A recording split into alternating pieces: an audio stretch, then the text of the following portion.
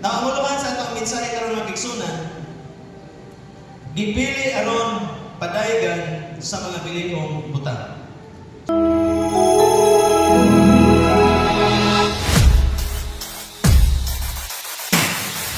So muna itong uluhan, ikaw, ako, kitang tanan, gipili sa Dios aron iyang ipadayag din hinato kini gitawag mga bilihong butang.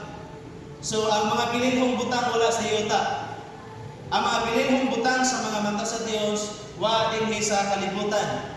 Ug sumala sa atong gibasa kaganina, gililong niya kini sa mga makinaadmanon ug iyang gipadayag sa mga way alamang.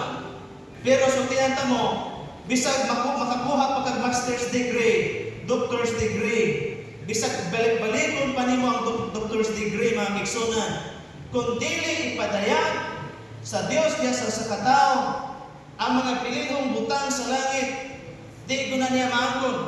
Tungod kaya ang mga butang sa langit, dili ni siya maangkon sa degree. Dili ni siya maangkon kung makita pinagi sa katigayunan o sa kadato sa tao dili sa kalibutan.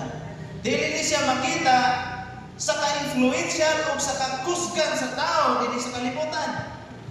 Dili ni siya makita o maangkon kini mga butangan, mga kigsunan, pinaagi sa tawhanon nga paagi o panikamot.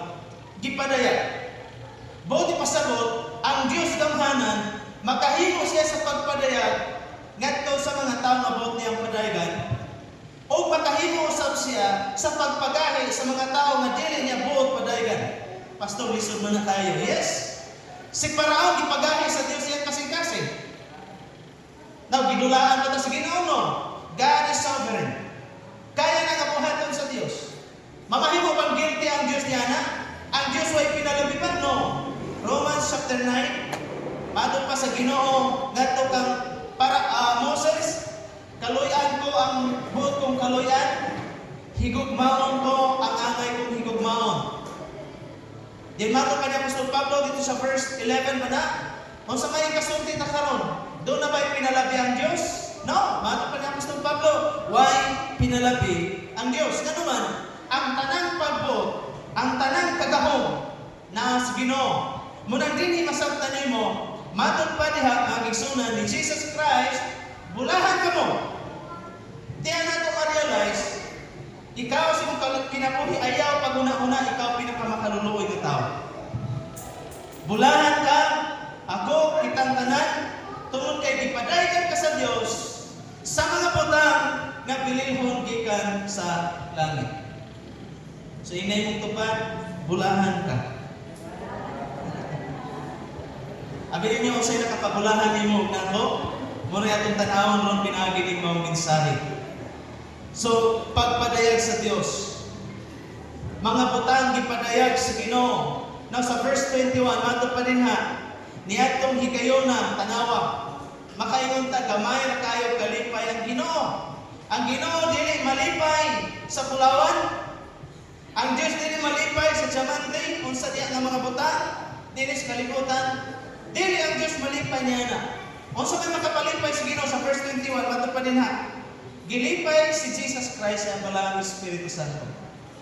So sa tinubdan sa kalipay mga kigsunan kinsa ang balaang Espiritu Santo.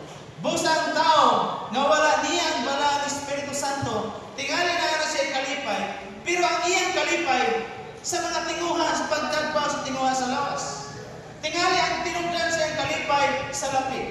Tingali ang tinubdan sa iyang kalipay, success. Pero kung mawagtang ang mga success, mawagtang ang mga butang, mawagtang ang mga kalipay.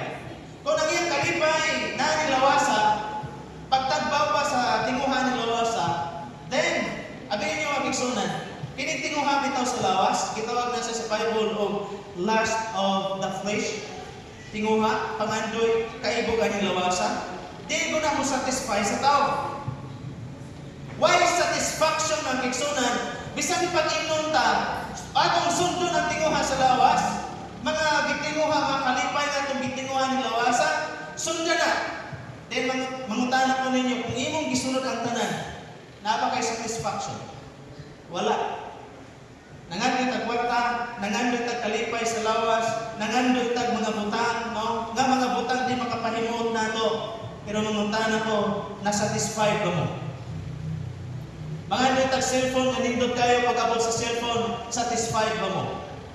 Nangandoy kag sakyanan, nangandoy kag balay, pag-abot sa mga butang, satisfied ba mo? Tingali, mga kaigsoon na makaimunta, yes, nasatisfied ko. Saan sa pagi? Nasatisfied. Di ba pag-abot sa mga butang, mangandoy na po kaglayang butang. Pag-abot sa imong gitako nga gitinguha nga butang, mangandoy na po kaglayang.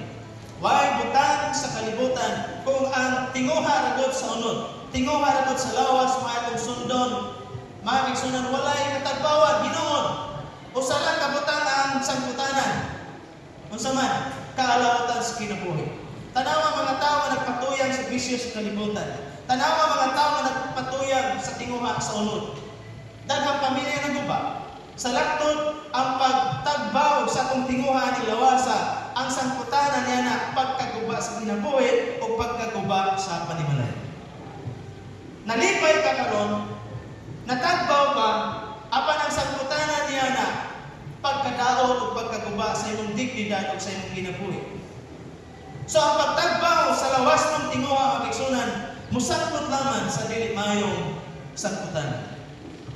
Apan, matod pa din mga kaigsunan, ang mga butang nga din tinubdan sa tinuod nga kalipay ang Balang Espiritu Santo. Na matod pa din sa verse 21, niadtong higayon nagilipay si Jesus, no, sa Espiritu Santo. So kung atong kasing-kasing nagmalipayon, then ang atong naong, ang ato ang tibok lawas, mo response, mo react sa joy, sa kalipay nga nasa sulod. So muna mo katawa ka. Muna mo sahay, ayaw mo kaulaw. Muna mo katawa. Ayaw mo kaulaw, muhilak. Labi na kung mo paghilak, tungod sa imo ang kalipay. Nga nagbati ni mo, tungod kaya Balang Espiritu Santo nasa sulod sa mga kasing-kasing. Muna mo lipay ni mo. Abay ninyo, sikreto sa kalipay, pangayoa nga punon ka sa Balang Espiritu Santo sa mga kinabuhi. Kami ni tinubdan sa kalipay. Na, klaro na kayo din na. Si Jesus Christ ang tinubdan, hinungdan sa iyong kalipay, niini nga panahon ang Balang Espiritu Santo. Unsay hinungdan, nganong nalipay siya, tanawa ang hinungdan kay mga kaigsunan. Matod pa niya, miingon siya, Amahan, Ginoo sa langit ug sa yuta. Nagpasalamat ako kanimo tungod kay nagpadayag at kay gipadayag mo man ngadto sa mga walay kahibalo ang imong gililong sa mga makinaadmanon o may mga kahibalo. Oo, Amahan, natuman kini kay maumay imong kabubuton. Unsay gikahimutan din ni Jesus Christ? Tungod kay gipadayag sa Amahan ngadto sa mga way alaman, ini mga way alaman din iwan nagpasabot way mga iniskwilanan.